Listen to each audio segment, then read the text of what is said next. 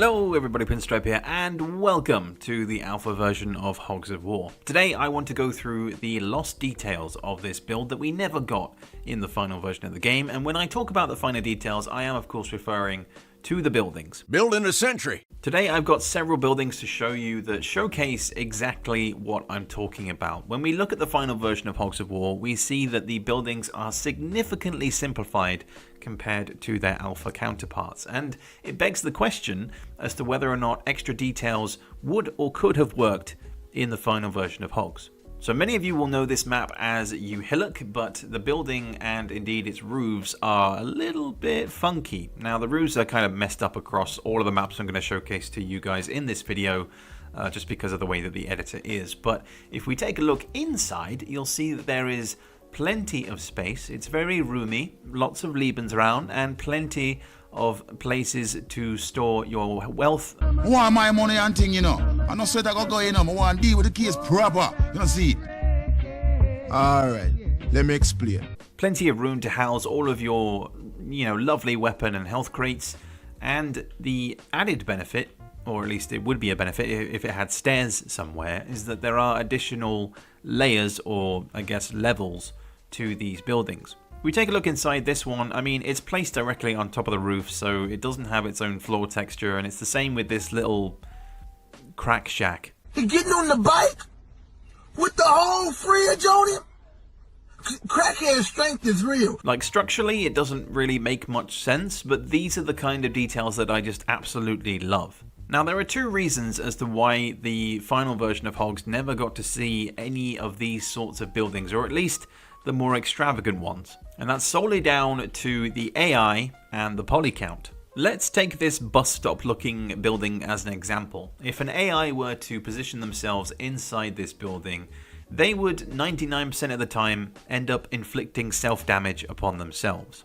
The reasons are the same as they are in today's game, in that the AI are just not clever enough to recognize when there is something in front of them. They might be able to when it's a wall, but if there's a roof attached, then they're definitely going to hit themselves. It's going to happen. So when we take a look at these buildings, when we're thinking about human versus AI, this is definitely a big no-no, because the AI would never go in here. They just wouldn't. Their pathing would not take them in here.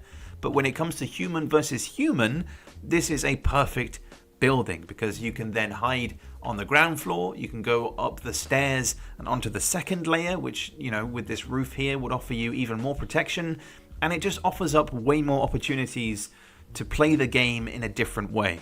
In my opinion, buildings aren't utilized enough in the final version of Hogs, but that brings me to the second reason. When we take a look at everything that is on this high ground, and then we look at the low ground, you'll notice that there is little to no foliage, and that's because all of these objects are taking up all of that memory space. For those of you with keen eyes, you will notice that this is an older version of Saving Private Ryan, and the general feel is still kind of here, where all of this space would have been enemy territory. You've got a giant building here. There are also old health and weapon crates on the floor here as well.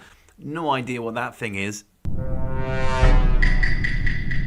But the super cool bit for me is these buildings here. They are so simple. The structures are just super simple, but it offers you a little bit of height and a little bit of protection. But again, if you put an AI inside this space, then they're probably going to end up shooting any of these little pillars here, which in turn is great for the player, but gameplay wise, Every time I reef a man, I have some good weed. Meanwhile, on Chemical Compound, before there were chemicals, there were buildings. And this is kind of evident today. In fact, if you look at the map that is currently there on Mission 19, you will still see these markings on the ground, which indicated that there used to be buildings here. This first one, again, is kind of pretty standard open space. There's nothing really interesting in here, but it's the second one that, again, offers up that little glimpse of what could have been, where we have multiple layers, where you can be on the ground, you can have a little bit of protection in here, collecting all of these goddamn crates. You can then go up to the second layer, which again, gives you a little bit of height, but then there's a third layer, which then leads you to a health crate, and you've got protection up here, and it's just so different. The structures are just so different to what we have today, and I love them so much. But once again, As you'll see, there is little to no foliage on here because there is just not enough space for the amount of polys. And that is why these buildings were eventually deleted completely from this map, replaced by the explosive barrels and the trucks. I mean, this space in the final version of the game is just completely blank. There is only the single pillbox, which has its current location, but there are 2 additional ones that were placed over here as well. Oh, my mistake, there's another one over here. So there's 4 pillboxes in total and 2 buildings. It's pretty sparse. Is that he's not even that posh? Toga, toga, toga. You ever wanted to see what a church may look like in the final version of Hogs? Well, this is the closest that you're probably going to get to it, using conventional textures and assets, again with the weird roof. But this is the weird thing, right? This building was not accessible to the player because, alright, this is Creepy 1. This is a map that never made it into the final version of the game. It got beaten out by what we currently know as Graveyard Shift, but this building just sat here. But despite that, there are stairs here which lead to nowhere. Absolutely no idea why.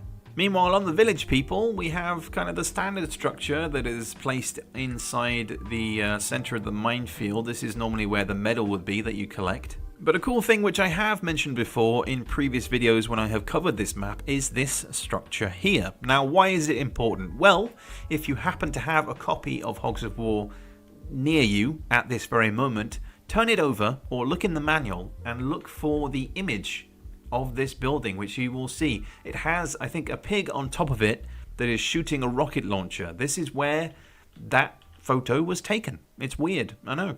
It is a building that is no longer in use on this mission, but because I remember looking at it as a kid and being like, well, where is this building in the game? I want this building, goddammit. Screw you, you idiot. And then we come to the final map, which is Mission 6's Under Siege, and it's fairly close to its final version counterpart, except for this building right here. Now, the more that I've studied these buildings and why exactly, trying to think of the reasons as to why they weren't used, height is something that is just not needed when it comes to structural buildings in Hogs. That is specifically for buildings that are like this, where they have one entry point and the rest of it is just big open space inside it. Well, once the roof is destroyed, you're then left with a box that you're effectively trapped in because it's just a giant target, right? It's a giant target for things to be thrown or chucked into here.